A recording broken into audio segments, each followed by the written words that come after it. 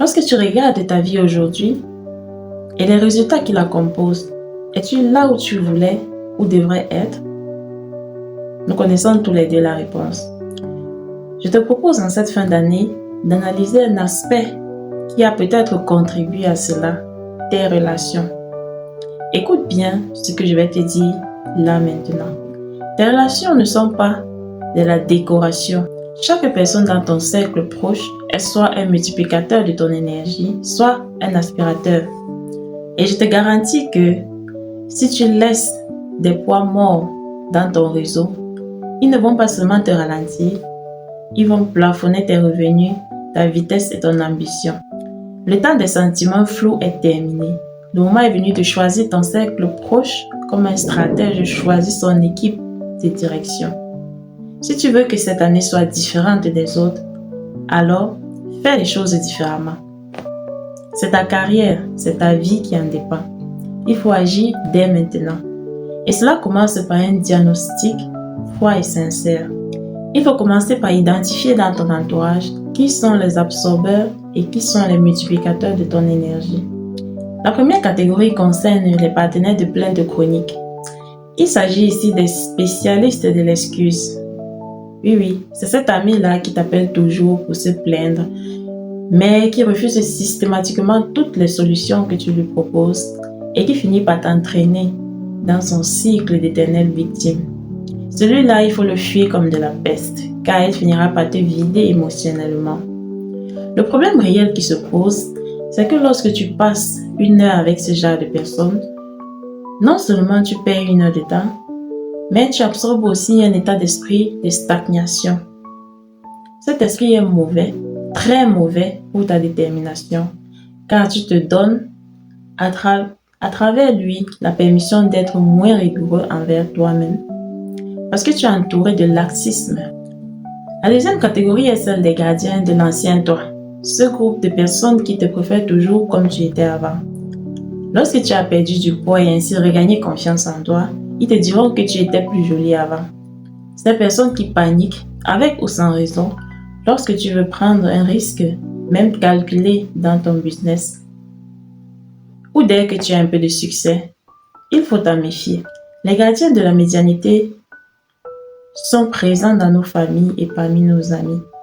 Le souci avec eux, c'est qu'ils projettent leurs insécurités sur nous, alors que toi, tu essayes de sortir la tête de l'eau.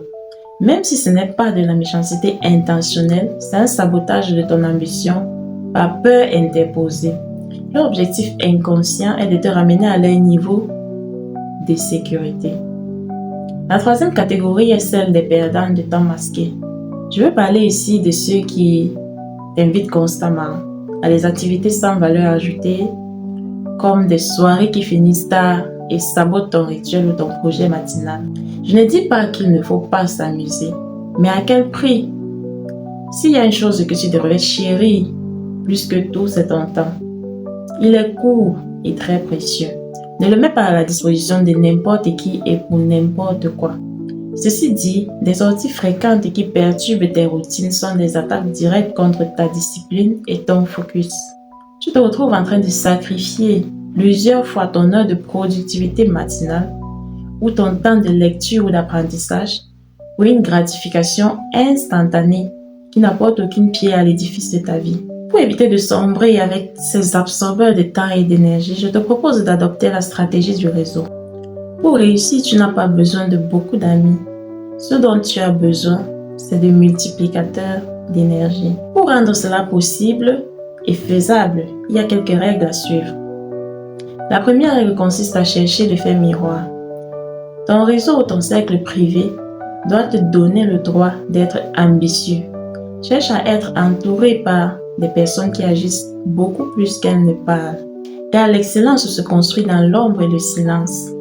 T'entourer de personnes qui sont concentrées sur la création et qui te poussent à te questionner constamment sur toi et ton travail est une aubaine. Le fait qu'ils te poussent dans tes retranchements à travers des questions difficiles et qu'ils te demandent, après une réussite, quelle est la prochaine étape, montre qu'ils ont des standards élevés et par ricochet te poussent à en avoir toi aussi. Leur discipline te force à élever la tienne et leur simple présence est une leçon de rigueur. La seconde règle, elle est tout aussi importante, c'est de pouvoir être en mesure de distinguer les mentors des pairs. Les mentors sont des sources d'informations stratégiques. C'est ce groupe de personnes qui ont déjà atteint le niveau que tu vises. Leur rôle n'est pas d'être ton ami, mais de te faire gagner 5 ou 10 ans. Ton rôle est d'apprendre à partir de leurs erreurs et de leurs défis, les défis auxquels ils ont fait face. Les leçons qu'ils ont apprises et qu'ils partagent avec toi est leur sagesse qui est un actif intangible pour toi.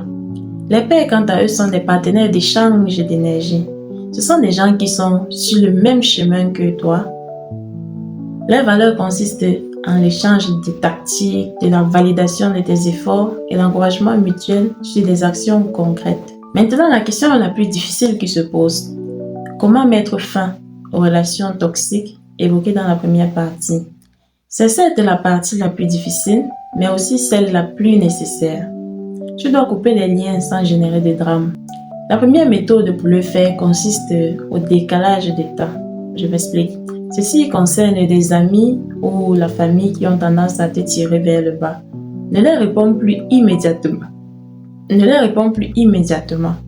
Augmente ton temps de réponse de 48 heures par exemple. Ainsi, la relation perdra de son intensité sans que tu aies besoin d'annoncer une rupture. Comme ça, tu diminues l'accès à ton temps et ainsi à ton carburant. La seconde méthode consiste au changement de cadre. Si tu dois interagir avec les personnes qui préfèrent toujours l'ancien toi, change le contexte. Ne les rencontre plus pour discuter de ta vie. Rencontre-les pour une tâche spécifique.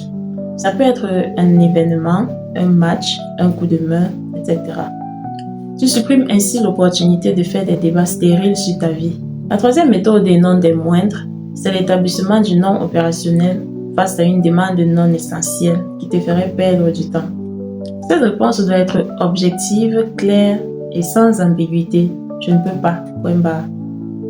Des alternatives pour des cas exceptionnels comme celle d'une personne très proche que tu dois absolument soutenir, mais que tu n'as effectivement pas le temps de le faire, donne une autre ressource ou délègue une personne de confiance. Tu restes efficace sans sacrifier ta priorité. Cette réflexion nous amène à la conclusion évidente que ton succès est intimement lié à la somme des choix que tu fais dans ton entourage. Si tu es le plus intelligent de la pièce, tu es dans la mauvaise pièce. Ne te sens plus coupable de vouloir t'entourer de gens qui te poussent vers le haut. C'est une stratégie de suivi et de succès. Le défi que je te lance pour la nouvelle année est un défi immédiat. Ça commence par un bilan objectif de ton réseau d'amis. Liste les 5 personnes avec qui tu as passé le plus de temps. Les créateurs de contenu sur Internet en font partie aussi. Pour chacune d'elles, pose-toi la question, m'a-t-elle propulsé vers mes objectifs ou m'a-t-elle ralenti? Si la personne est une aspiratrice d'énergie, alors tu sais quoi faire. Par la suite, identifie un propulseur que tu admires, entre en contact avec lui et garde cette relation jalousement, car ton réseau est ta valeur nette. Gère le compteur. Ton succès dépend de la qualité de ton équipe, même si cette équipe est silencieuse.